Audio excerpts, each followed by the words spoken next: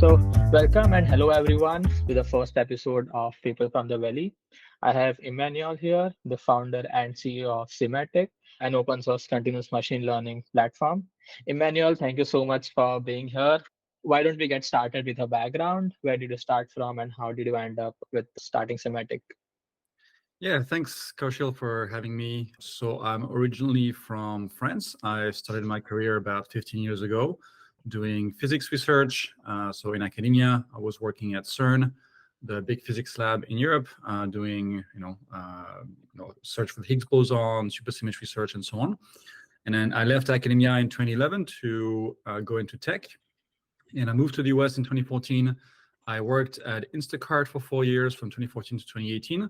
And then I worked at Cruise, the robotaxi company, from 2018 to 2022. During that time, I helped start the ML platform team at Cruise. When I joined, there wasn't a lot of infrastructure around machine learning at Cruise. And so we built a whole set of systems to enable ML engineers to work at larger scale, more efficiently, and help them bring their models to production. And I left Cruise in April last year, April 22. And the idea was to start a company to bring my experience to the industry in an open source manner. So that's what I did with Sematic, launched Sematic, and I was able to also hire some of my ex-coworkers that joined me. So now we're a team of 5 engineers. 4 of us are ex-Cruise engineers. And so we built an open source platform for machine learning teams to easily develop end-to-end pipelines. So that's roughly my background. Hmm? That's quite of a journey. So I want to talk more about your journey working at startups and also, about Sematic a little bit. But before we do that, you moved from academia to, the tech industry in the US, quite a shift from what you were earlier doing. So what was your reasoning behind that? What made you the jump? Yeah, so academia is extremely competitive as every other sort of elite field, and so if you're not in the top, let's say, 5% of researchers, it's very hard to get a permanent tenure position in an institution. And so what people do is they typically spend 10, 15 years doing short-term contracts as postdoc employees, so short-term being like 1 to 5 years, and having to change institutes every 2 to 5 years, having to apply for grants, apply for positions, and that's a very difficult lifestyle. And also you're not very paid very much for it. Academia famously does not pay very well, especially in Europe. I think the US is a little bit better in that respect, but in Europe it's pretty hard. So that's one aspect. It was kind of an uphill battle if I wanted to become a permanent, researcher in an institute. And also, I noticed that I was much better at building tools and systems than I was at doing the actual research. And sometimes my research would actually suffer because I would spend more time building systems and tools and learning how to code, learning how to build software. So I realized that maybe it was better for me to switch careers slightly. Luckily, physics research teaches you how to code. You need to know, Python, C++, and also did Fortran, for example. And obviously, you don't have the same, CS background as somebody with a CS master's, but at least you know how to your way around a code base and how to learn quickly. So I was able to make the switch, and I went from a 3,000 people experiment at CERN to a 10 people startup in Geneva. It was a much faster turnaround time to put out changes and new features, and also a bit more fun environment to work in, and also paying better. Mhm. So what I hear, I think I get a sense that early in your career you realized that you were more of a problem solver and had more of an engineering inclination than the research side. Yeah, it is very much correct. Research is kind of an open-ended problem. You don't really know what is the next step. You just have to try many things, have some intuition, and so on. And I realized that my brain is better suited to figuring out systems, so patterns, system abstractions, and so on. And so, yeah, I'm a better problem solver than an open-ended researcher. You worked with a startup in Europe, then you worked with Instacart, Cruise. So was working with startup a deliberate career choice that you made, or it just so happened and then you realized that, okay, this is a good place for me to work for? Yeah, I mean, I was always attracted by the startup world, even when I was doing research. I was a teenager during the dot-com bubble in the early 2000s, and I was, looking at that both with envy because of the excitement in the boom of technology, but also with a bit of, irony, seeing how things that crumbled, which is, a constant cycle in technology. Things boom and then crunch and then bust and so on. Um, and so it was kind of an easy switch for me. Obviously, doing research work on physics and doing engineering work in a startup is very different. But I really liked the sort of very open-minded aspect of working in startups, where all ideas are welcome to the table, and even you can put in place very solutions very quickly. For example, you can have an idea in the morning, run it by the CEO, and then by the evening, the features in production, you start Hmm. measuring impact and so on. In research, especially at CERN, if you want to make any change, you need to go through multiple, committees, and for good reasons. Obviously, you're using public money, and also it's very serious research, but it means that the turnaround time for changes is very, very slow. And so I like this fast-paced aspect of startups. Also being able to quickly jump above my pay grade. For example, regardless of who you are in a small startup, if you have a good idea, it's just gonna just Yeah. keep committed and you can go ahead. And so me starting as a entry level engineer after my research career, I was able to quickly pitch ideas and get traction and make my way through the startup world. I very much resonate to that. So personally speaking, I come from India and I immigrated here like 4 months back. And before immigrating here, I also worked with like a couple of startups.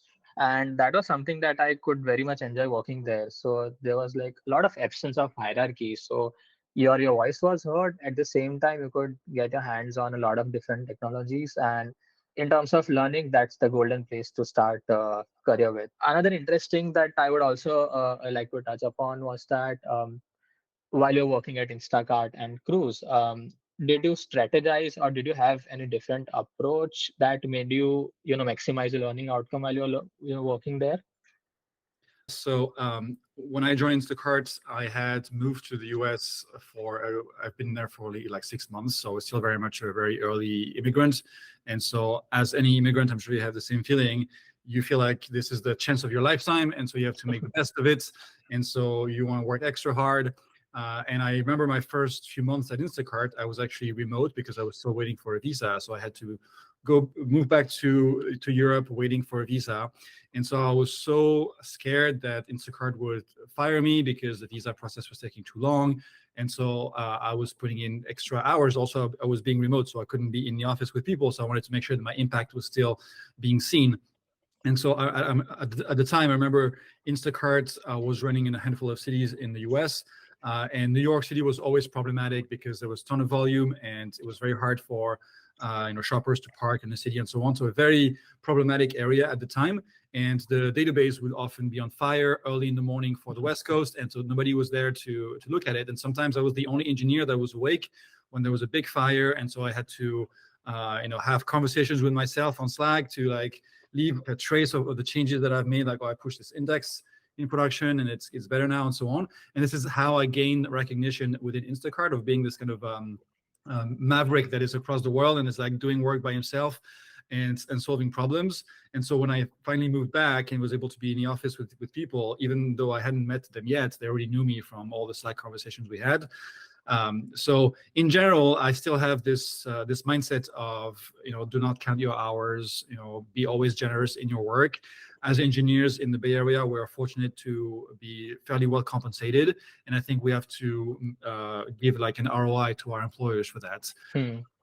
And that means, we shouldn't be entitled about anything. We should work hard, make sure that we provide at least as much value to the company that we cost the company.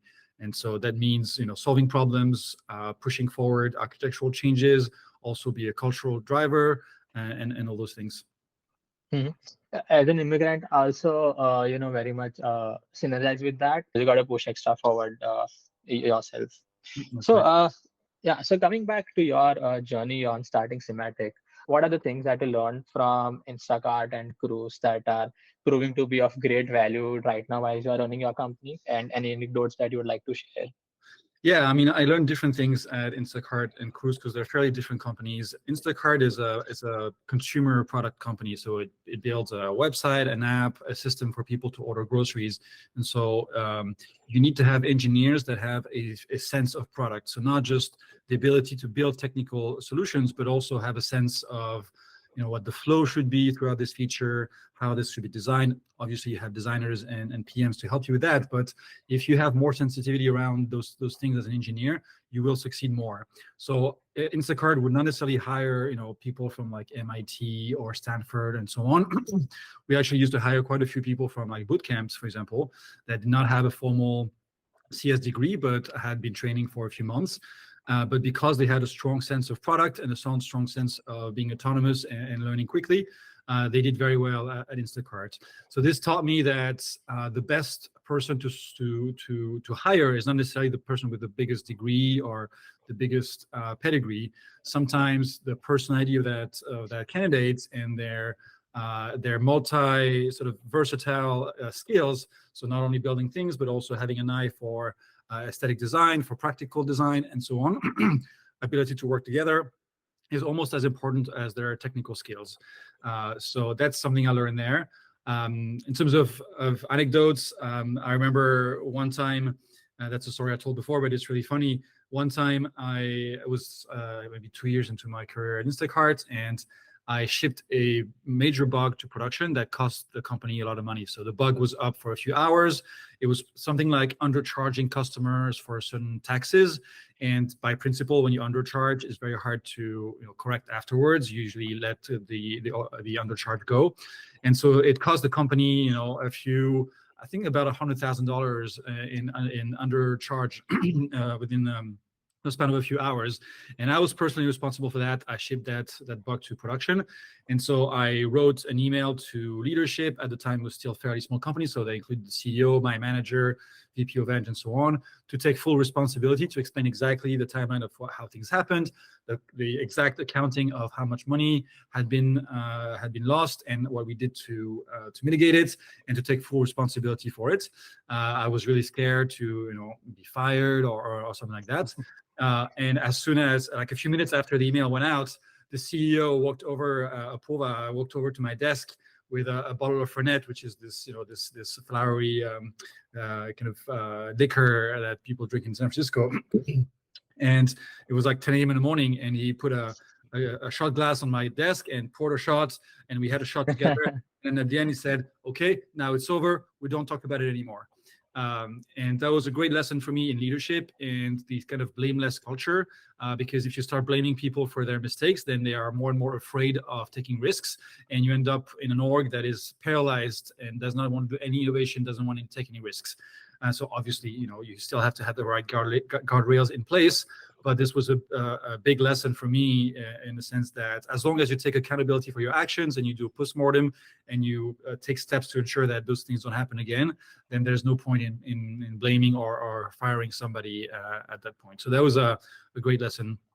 So now moving on to Cruise. Cruise is a much more technical organization. Obviously, the product itself is much more technical. There's a lot of deep learning, a lot of infrastructure, a lot of robotics involved. And so the types of hires that they would make were definitely much more technical. So, PhDs, like computer vision PhDs from Stanford, MIT, and so on. So very skilled people on a technical level, but sometimes it wasn't as easy to work together because of the technicality of the problems, and the fact that those people maybe had less soft skills as the compared to Instacart workers. So I had to sort of navigate that and learn how to work with those very technical people, and that also helped me in my current role at Semantic, because when you are trying to pitch, I was working on a platform team, so I had to pitch products to internal users, to ML engineers. Mhm. I had to try to encourage them to migrate to use certain tools. And so I couldn't just show up and say, we have this new tool, please migrate. That doesn't work. I had to prove value. What is the value add? So, and ideally with numbers. So if you use this tool, it may cost you a couple of days to migrate, but after that, your workflow is going to be 50% more effective, or you're going to reduce your compute time by n%, and so on. So having really actionable facts and data to try to convince somebody, and that is something that cannot be denied or cannot be argued over. And that was much a way to convince people much faster. So yeah, different things learned along the way. And now at Sematic, obviously we're building a very technical product, but we also pay a lot of attention to the quality of the product itself in terms of the UI, the UX, the onboarding flow, how easy it is, and so on. And also I try to make sure that the culture at Sematic is not just pure technical. There's also a very big human aspect, and feeling like we're part of a team and we work together. We always support each other. And whenever somebody breaks something, we all take a collective responsibility for it. Hmm. Yeah, that's one thing that I love working about the culture at the Valley. So in at least most of the companies that I've talked to people about, they have this blameless postmortem. So you're trying to root cause the problem rather than trying to root cause the person who caused the problem. I also want to talk a little bit about, as you mentioned, the company culture and the code quality. So two different things. Number one, talking about the company culture. So what specific aspects do you think from Instacart and Cruise are you trying to incorporate inside a company? Yeah, so what I learned at Instacart also is to measure everything. I remember there was a big push towards the middle of my time there to really instrument all of the product, to measure everything, the funnel conversion rates, the average money that we made per order in different regions in the US, and so on. And that was the only way to start optimizing the business to become profitable. So that's something I've learned from there. And so at Sematic, we're open source, so we cannot measure as much as we wish, because when you put out an open source product, you cannot measure too much, you cannot collect too much data, and for good reasons. So we try to be very mindful as to what we collect, but still, we still try to measure as much as possible things that are not part of the open source product. So that's one thing that I've learned. One other thing that I've learned at Instacart is that sometimes the purity of the technical solution matters less than the speed at which you can ship it. It's always a trade-off between velocity, speed to market, and quality of the solution. Obviously, if you have infinite time and infinite resources, you can build a perfect solution, but nobody has infinite time and infinite resources. So sometimes you need to make a call. It's like, okay, it's okay. The solution we chose is not the ideal perfect solution, but it's good enough for now, and we will iterate on it moving forward. So that's something I learned in Instacart, and also that sometimes all technology still scales very well, and you don't need to go with a fancy new library. For example, we're very big fans of Postgres. I used to use Postgres at Instacart, scaled very well to hundreds of millions of rows. When I joined, it was Instacart was a monolith application with a single production database. By the time I left, I think it was split in 5 databases, but still, it was still very able to handle a lot of traffic. And so, when I hear out there sometimes on the internet, "Oh, Postgres doesn't scale," it makes me, laugh a little bit, because You're that's not optimizing enough. It can scale, but you're not using it in the right way. exactly. You can optimize it even without optimizing scales very well. And now that it also supports, arbitrary JSON payloads, it supports also like non-structured data. So it's extremely versatile for many use cases. So my point is, sometimes it's not about choosing the most fancy solution, but a tried and true old technology is good enough. Our API is a Flask app, for example, so it's not like a fancy Go, Rust, or Node app. It's Flask, and we use Python, even though it's not necessarily the most performant language. We use it because it's the language that our users use, and so it's much easier for us to have a unified code base with the same language, which we move much faster by unifying code between the SDK and the backend. So those choices were informed by my time at Instacart. In terms of Cruise, it's more about sort of solving the problems for your developers. So I learned about platform engineering at Cruise, so having to build systems that are sufficiently generic to accommodate all the current use cases, but also future use cases, meaning building products that are not too opinionated for one solution. Of course, you can take one type of model, let's say, an XGBoost model type, and then build a product around this and make it very, very sort of overfit on this use case. But then it means that you don't accommodate other use cases. So build abstractions as opposed to like really finished products, so that you can expand on top of those as you go. That's the concept of the platform, is that you build layers of abstraction on which you can build more and more specialized products. That makes a lot of sense. So, another thing that I would also want to address that you just mentioned that you learned how to build abstractions and code in a way that is easier for developers to get hold on to, and that is also a part of the reason, as you talked earlier, that you chose the open source route. That you had to make sure that the code quality that goes in is good because it's public to the entire world. So I would want to know from your side, like how or where did you learn on how to write good quality code? Because I see that you come from a non-traditional CS background. So I guess one of the first tenets of good quality code is just simple code review. Uh, Even though you may think that you're the best developer, you have the best ideas, and your code is pristine and so on, people always have better ideas to make it better. And when I mean code review, I encourage people to write very short PRs, because if you have a 10-line PR, so very few changes, you will have 10 comments, one per line, which is a good thing. If you write a 10,000 line PR, you will have a looks good to me. Yeah. That's it. And then you've wasted a lot of opportunity to make your code better. So be very mindful to write bite-sized PR that are readable by your engineers, so that it's not overwhelming for them. So that's one thing. Also accept criticism from all parts, regardless of seniority. But also it's important to have guidelines around code review, so that you don't spend time arguing over like things like formatting or personal preference, spacing, and things like that. So using linters, so that everybody uses the same formatting, the same standard for like naming variables and things like that, so that you don't waste time in PRs discussing those things. And also, all PR comments should be somewhat productive. So they should, if it's a criticism, it should offer an alternative solution. It's not just, this is not good, do it again. That is not helpful. So all those rules help with code review. So that's one aspect. Then in terms of the code itself, one thing that a lot of people one mistake that a lot of people tend to make, and I make it as well, is that you project yourself too far into the future as to what is going to be needed in the future. So you will build abstractions and systems that, okay, I'm sure I'm going to need this knob in the future. I'm sure I'm going to need this functionality for my abstract class in the future, so I'm going to add it. And it turns out that most of the time you ain't going to need it. You're over engineering it. You're over engineering it. You're Yeah. not going to need it. Even maybe you say, okay, I'm going to do some performance optimization. Maybe you don't need it. It's okay. This function is not the fastest because it's not called very often. And so you gain much more by not spending a lot of time writing it. Write something simple that works. And then writing the most optimal code that ends up not being really used at all. So prioritized, simple solutions that you can ship fast.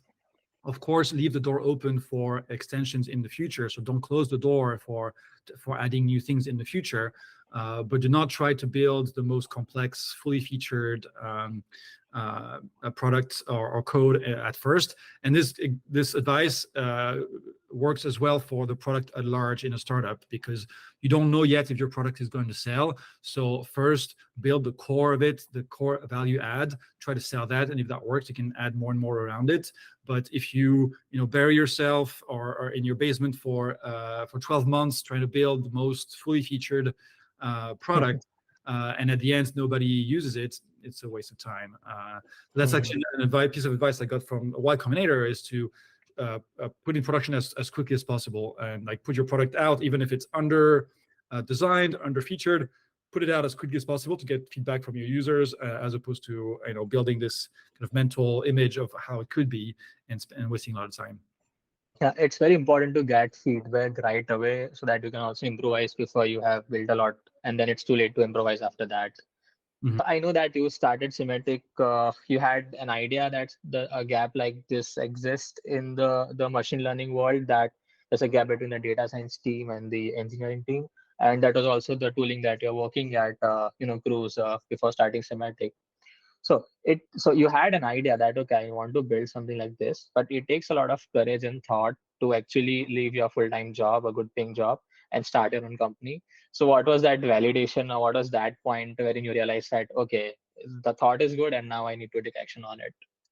Yeah, I think it's the confluence of a number of different factors. The fact that I don't have children, for example, so it was a much easier decision for me to leave the cruise money on the table and go for. So if there was a good time to do it, it would be now before I, have a family, for example. And I've seen founders that start their companies as they're having children, and it's a lot of work. It's very challenging, and kudos to them, but it's very hard. So this was a good time in my career. I was closing in on 4 years at Cruise, which is the typical tenure at any tech company. It's actually a bit longer than the average tenure, but for me, I was like, okay, I could stay at Cruise. I had a very good situation. I was senior staff, but I was eager to see something else, to go back to a smaller company, because Cruise, as any organization of that size, had obviously some politics, some red tape involved. Every quarter you spend 3 or 4 weeks doing quarterly planning, and that's not fun. So I was eager for a change. And I almost did it the year before. Actually, I almost left the year before. I was eager for a change, but and then the actual trigger was that somebody at Cruise also wanted to leave and start a company. And actually, I used to have at the very early days of Semantic, I had a co-founder, and he decided to move on after that. But he came to me, he's like, okay, I want to leave too. Let's start it. I was like, okay, well, I guess this is my chance. But the thing is, when you decide to do it, you can't do it halfway. So it means you cannot do it while you still have your current job. I mean, of course, you can ideate, but if you want to do it seriously, you need to quit your job, even if you don't yet have funding, for example, because even investors, when they see that you haven't left your job, they question how You're serious not committed enough. are Hmm. you committed enough? Are you serious about this? So it's a pretty big decision, but when you make it, there is no turning back. You have to go all out. You have to spend, the first 6 months. I was working 7 days a week, 15 hours a day. It was really intense. And so that's something you have to be really willing to do. It's basically, when I told my grandpa that I was doing this, he's like, even though he doesn't know nothing, he knows nothing about tech, he knows you're in for 3 years of, I don't know the word to use, but like something like pain, essentially. 3 years of struggle, essentially, because it's going to take you 3 years to get off the ground. And obviously, the first 6 months are even more intense because you're trying to really get off the ground and get some traction with investors and early users. And so it's very grueling. So you have to be willing to take that. So you need to have a capacity for work. And also for conviction, because everybody's going to tell you, no, this is never going to work. This is not a good idea. So some amount of conviction. So yeah, once you make that call, you have to go full in. It's a good to see the other side of the story, because all the time we see that this startup raised this much amount and this startup is doing this well, but no one really talks about the early few months where the founder struggled it and probably in the basement coding for long hours to get the things off ground. Yeah. So that's And on that point, the amount of money that companies raise is not an indicator of the quality of their products or their likelihood for success. There are companies that raise a lot of money because they have a very impressive team, or one of the person of the team is well connected, or they have good timing. For example, right now, a large language model startups raise a lot of money. Who knows what will come out of it? And so actually raising a lot of money could be a problem for your startup, because then you're going to think, oh, I have so much money, I have time to figure these things out. I can hire 20 people, and then you don't have any paying customers. It's much better to like really gauge how much money do I need to survive until the next step, and use that money very conservatively, be nimble, and focus on adding value with your product. So people that are impressed by, oh, this company raised this much, you should not take this as a mark of success, basically. Yeah. It's very important to be realistic in this case and not look through the eyes of the media, but to actually see the value of it. Yeah. Mhm. Also, I want to talk a little bit about your journey at YC. So I see that you sort of had a notion of how the culture, or how the YC values are, because you work with like Instacart and Cruise, who are also funded with YC. But for you personally, did anything change in the way you operate pre and post YC? Yeah, so having, as you mentioned, having been working at YC companies for 8 years prior to that, I was unknowingly part of the YC culture. And so this culture of measuring everything, focusing on value add, cutting the bullshit, not doing any like fake work, and so on. Those things that I learned from those two companies, I learned them again through YC, and I realized, yes, this is where those things came from in The those thing companies. started from. Starting from YC, I get it now. That was a good thing in terms of how I operated. So we started the company in April and we got into YC. I think it was June, and the batch started in June. So there was not a lot of like prior time. However, it is true that as soon as I was in YC, it forced you to have deadlines. The batch is about 6 weeks, and at the end of the batch, there is a demo day, and every week you have a check-in with your group. So it's a set of companies, like maybe I think 5 or 10 companies that are roughly in the same, not the same space, but are also like, for example, open source dev tools in our case. And you kind of compare progress, like how many new users do you have? Do you have any revenue? Have you launched yet? And so on. And that forces you to never find excuses for yourself. There is no excuse to not have launched your product already. Even if your product is under features, as I explained earlier, you should launch it yesterday. That's what he tells you, launch your product yesterday. And so having this culture of urgency of like, there is no time to figure things out, just be out there and operate like without a safety net and just go from there. That is something very valuable that YC teaches you, this kind of scrappiness and sense of urgency, and focusing on really value add. What is the value add that you provide for your users, and are you able to convince your users that this value is worth paying for? So these are basically, before YC, I was kind of in a haze of like, okay, what do we do? How fast do we go? How do we shape the messaging? And then once you're in YC, it goes so fast that you just have to focus on the essential. And then after that, you're still on the same trajectory of focusing on what's important. Yeah, so be realistic as soon as possible rather than being in this bubble that, okay, I'll launch my product someday and then it'll have some traction someday. So also, the open source idea, did you already have, or did you already decide that you wanted to go on the open source route, or it was later that you figured that, okay, this is a good direction that I should go in? Yeah, so there is the sort of political answer that I give to investors, and then there's the kind of more private answer. The reality is, as an engineer, I love open source. We use open source every day, from Unix, Linux, to all the way to all the tools that you use every day. And so for me, it was just I would just wanted to do open source, even though I had only fairly minor prior experience in that field. I did release a few packages, open source packages, when I was at Instacart, also on my own, but nothing really major that gained any sort of traction. So I really wanted to do that. Also, building in public was a way of showcasing our skills and how we know how to write like very well-structured code, which obviously has some amount of subjectivity, but that's something that I wanted to do. Now, open source is also a setting point, and that's obviously arguable. Some people say that the open source monetization model is not entirely figured out. But for us, as an early stage company and a dev tool at that, it is a de-risking factor, because it is true that one of the most probable outcome for Semantic is that it dies. That's just the reality of early stage startups. However hard you work at it, it is very likely that your company will fail. And so when a customer signs a deal with us, that's a big concern, because if we go under in a couple of years, it means they get no more, the product goes away.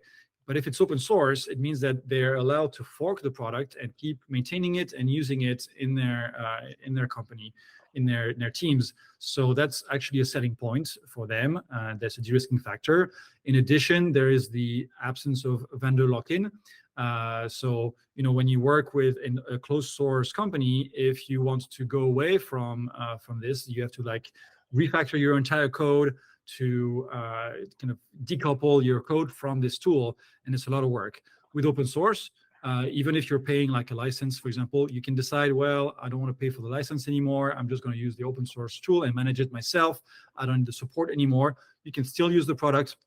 You may lose access to certain features, obviously, or access to the maintaining team, but at least you can still use the product. So you have much less vendor lock-in. Hmm. That's a genius move, I personally feel. And also, you are just increasing the entry point to get access to your product, which is also a great kudos. So, for example, let's say if I'm a student right now, and if I get hang of schematic at this point, since it's open source, so there are very high chances that I'm going to propose the same to my management staff when I start working in the industry.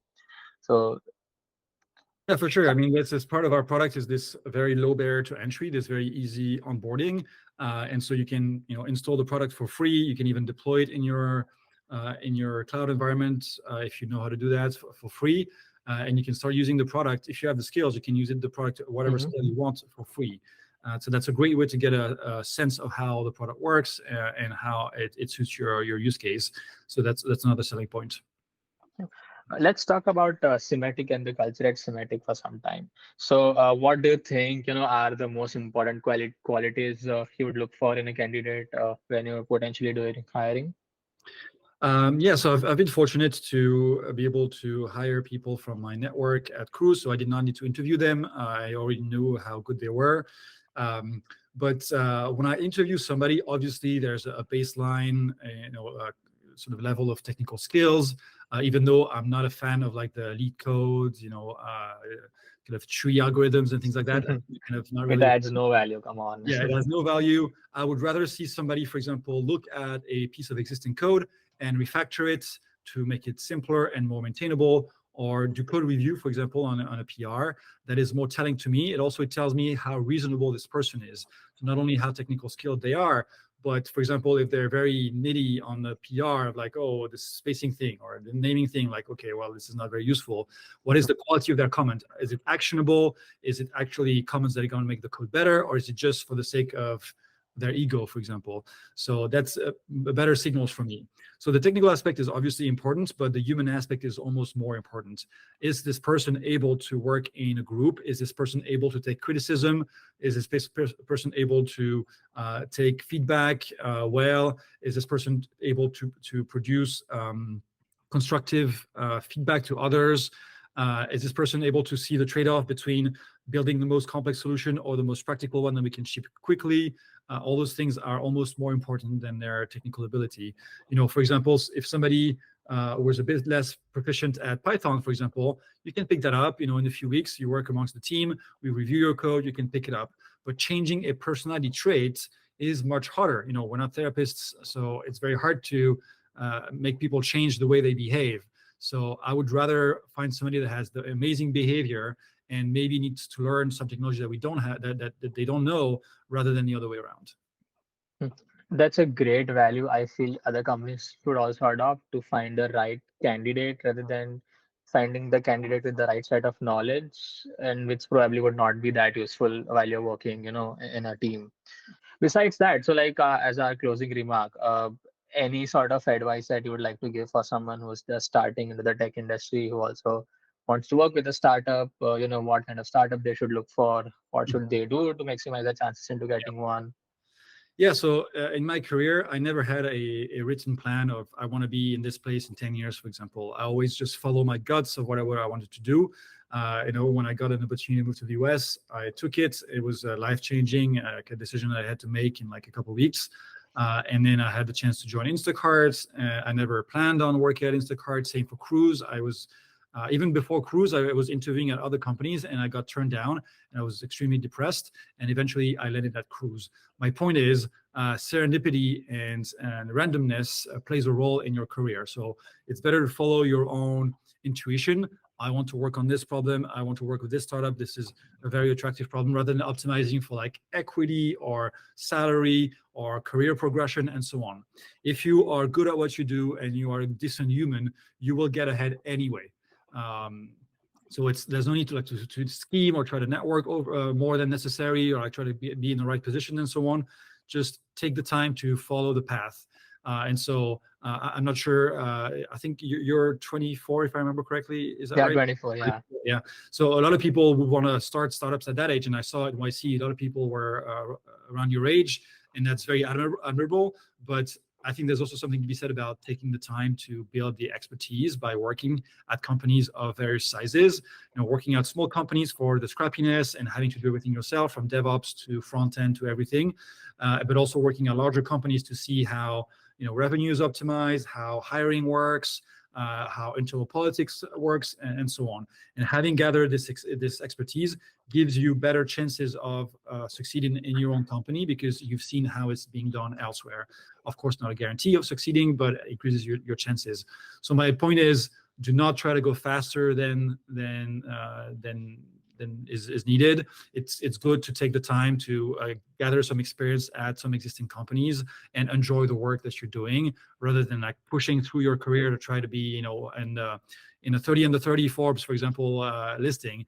There is no, this is vanity. This is just like, this is vain, like just a pursuit of glory. What's more important is personal satisfaction and finding joy in your work, and also having a positive impact on others. So I would favor those things as opposed to chasing money and glory. Great advice. Anyway, so thank you so much, Emmanuel, for being my first ever guest for this series that I'm trying to start. It really means a lot. Thank you for your time. Let Yeah, thank you me so much for having me. This was fun. Thank you so much.